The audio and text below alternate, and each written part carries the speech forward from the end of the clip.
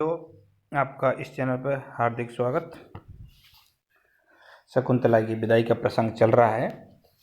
शकुंतला अपने पिता काश्यप ऋषि से कहती है, तात एष उटज पर्यंत चारिणी गर्व मंथरो मृग बधूर यदा अघन प्रसवा भवति तदा मह्यम किमपि प्रिय निवेद्यकृतं विसर्जित्यस्य। शकुंतला की विदाई हो रही है, शकुंतला ससुराल जा रही है। सभी हैं, काश्यप ऋषि हैं, शिष्य हैं, गौतमी हैं। तो शकुंतला कहती है, पिताजी, तात पिताजी, इस उटेज पर्यंत, जो कुटिया के पास विचरण करने वाली, पर्यंत चारिणी विचरण करने वाली, गर्भ मंथरा मृगवधू, गर्भ के कारण, प्रेग्नेंट के कारण, गर्भ के कारण जिसकी गति धीमी है, धीमी गति वाली हिरणी, मृगवधू मतलब हिरणी का जब अघन प्रसव, जब निर्विघ्न रूप से प्रसव हो जाए, तब तदा मह्यम, तब मेरे पास शुभ समाचार, प्रिय निवेद्यकृतम, शुभ समाचार को कहने के लिए किसी को जरूर भेजना, मेरे पास अवश्य भेजना, भेज देना। ना इदम विस्मृत्याम, काश्यप ऋषि कहते हैं, ना इदम विस्मृत्याम, मैं इसे नहीं भूलेंगे, हम इसे नहीं भूलेंगे। एजुकंटू, इसका मतलब ये हुआ कि जब भी इसकी निर्विघ्न प्रसव हो जाएगा इस हिरणी का, तब मैं तुम्हारे पास इसके समाचार, मतलब प्रिय समाचार, शुभ समाचार भेज दूंगा तुम्हारे पास। शकुंतला गति भंग रूपेत्वा, गति में बाधा का अभिनय करके, गति भंग का अभिनय करके, को नु खलु निवसने में सृजते, कौन है जो मेरे वस्त्र को खींच रहा है। इति परवरार्थ, इस प्रकार पीछे मुड़कर, परावर्तते, पीछे मुड़कर देखती है, मुड़ती है, पीछे देखती है, पीछे मुड़ती है।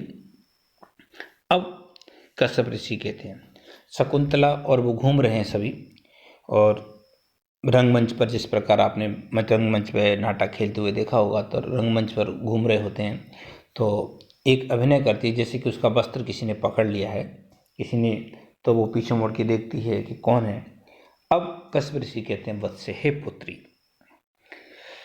यस्य त्वं वर्ण विरोपण इंदुगी नाम तेल निश्चेच्युत मुख कुश सूचि विधा श्यामाक मुष्टि परवर्तको जायति सो इयं पुत्र कृतक पदवी मृगस्ते। बहुत शानदार छंद है। इसके अंतर्गत महर्षि कंडव कह रहे हैं कि एक हिरण का बच्चा है, हिरण है, उसको शकुंतला ने पाला पोसा है।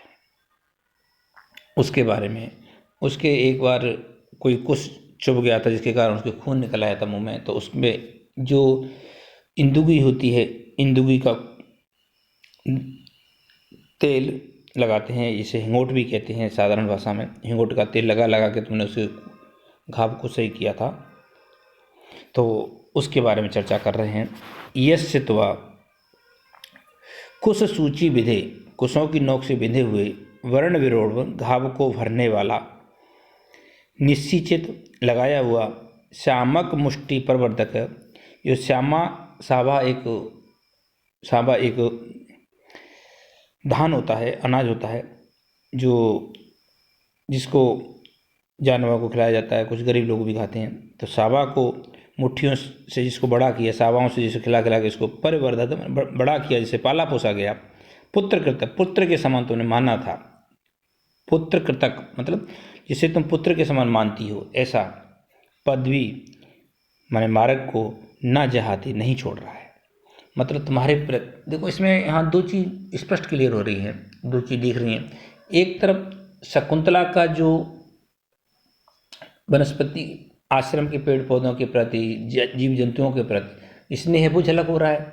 एक तरफ उसका जो हिरणी का बच्चा है, हिरण है, उसके प्रति शकुंतला का प्रेम दिख रहा है, स्पष्ट दिख रहा है। दूसरी तरफ जो हिरण है, पेड़ पौधे हैं, हिरण है, उनका भी प्रेम शकुंतला के प्रति दिख रहा है। ये दोनों तरफ से प्रेम है बहुत। तो यहाँ पर कवि ने जीव जंतुओं के प्रति शकुंतला का जो प्रेम बताया है वो बहुत ही अतुलनीय है, अद्वितीय है। और उधर पेड़ जंतुओं का प्रेम भी उसके प्रति बहुत ही, जीव जंतु हैं जो मनुष्यों से बहुत अधिक प्रेम करते हैं। इसके बारे में अस्य कुश सूची विधे, जिसकी कुशों की नोक से विधे हुए मुख में जिसकी कुश का डाब का नोक चुभ गई थी, ऐसे मुख में तुम्हारे द्वारा घाव को भरने वाले, कैसा, तुम्हें द्वारा, तुम्हें माने तुम्हारे द्वारा, वर्ण विरूपण, घाव को भरने वाले इंदुगी के तेल को लगा, तुम उसके इंदुगी के तेल लगा के उसके घाव को ठीक किया था। ऐसे तेल निश्चित तेल को तुमने लगाया था उसके। इयम स इयम, ऐसा वह सामालक पुष्टिक, और तुम्हारे द्वारा क्या है, उसको सावा की जो धान होता है उसको मुट्ठियों से खिला के तुमने उसको बड़ा किया था। और क्या कह रहे हैं इसमें, पुत्र कृतक मृग, पुत्र के समान तुमने माना था। ऐसा हिरण ते पदवी, तुम्हारे मार्ग को न जहाती, नहीं छोड़ रहा है। एजुकंटू तुम्हें जाने से उसको भी दुख हो रहा है, तुम्हें नहीं जाने दे रहा है। बहुत ही इस प्रस्तुत पद्य के अंदर हम देख रहे हैं कि एक को शकुंतला के आश्रम के जीवों के प्रति जो प्रेम है वो व्यक्त हो रहा है, दूसरी तरफ वन्य जीवों का भी शकुंतला के प्रति जो स्नेह है, प्रेम है, वो व्यक्त हो रहा है। तो मैंने तुम्हारे द्वारा, एक बहुत सार्थक शब्द है, इसमें अत्यंत दयालुता, माता के तुल्य जो तुमने व्यवहार किया था उसका भाव दिख रहा है। श्यामाक कहते हैं सावा, ठीक है, इस बोलचाल भाषा सावा कहते हैं। बधई फसल भी कहते हैं इसको, गरीब जनता इसे आजकल भी खाती है, अत्यंत रूखा अनाज होता है। और इसे जीव जंतुओं को खिला के पाला था। शकुंतला ने हिरण के बच्चे को अपनी मुट्ठियों से खिला के उसको पाला था। कितना प्रेम है। एजुकंटू इस शकुंतला ने इसको बचपन से ही पाला था, तो इसका पालन पोषण किया था, और उसको शकुंतला किसके समान मानती थी, अपने पुत्र के समान हिरण को मानती थी। इसीलिए वो तुम्हारा मार्ग नहीं छोड़ रहा है। और ऊपर के 3 छंदों में शकुंतला का जो उसके प्रति प्रेम है वो स्पष्ट दिखाई दे रहा है। और अंतिम चरण, चतुर्थ चरण में वहाँ पर उस जीव का प्रेम है, वो मार्ग नहीं छोड़ रहा है।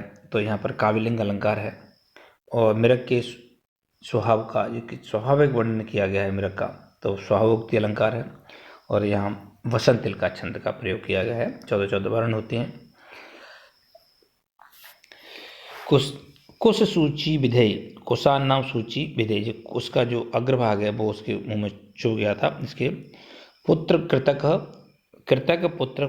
पुत्र कृतक मयूर, इसके लिए जो पुत्र के समान तुमने इसको माना था वो जहाती, नहीं छोड़ रहा है। एक बार विद्यार्थी और सुन लें। यश कुश सूचे मुखे, जब उसके मुख में कुश का अग्रभाग चुभ गया था, खून निकल आया था उसके, तब तुम्हारे द्वारा वर्ण विरूपण, घाव को भरने वाला इंदुगी हिंगोट के तेल को तुमने उसके मुंह पे लगाते थे, उसको घाव पे लगाते थे, और लगाया था तुमने ऐसे उसको, मतलब उसका घाव ठीक किया था। और सावा को मुट्ठी से उसके मुंह में खिला के उसको बच्चे के सब तुमने बड़ा किया था, उसको पाला पोसा था, और तुम उसे पुत्र के समान मानते थे। ऐसा हिरण तुम्हारे मार्ग को नहीं छोड़ रहा है। बहुत शानदार छंद है इसमें। पुत्र कृत मृग, ये पुत्र के समान तुमने माना, ऐसा हिरण ते पदवी न जहाती, तुम्हारे मार्ग को नहीं छोड़ रहा है। बहुत बहुत धन्यवाद विद्यार्थियों, थैंक यू।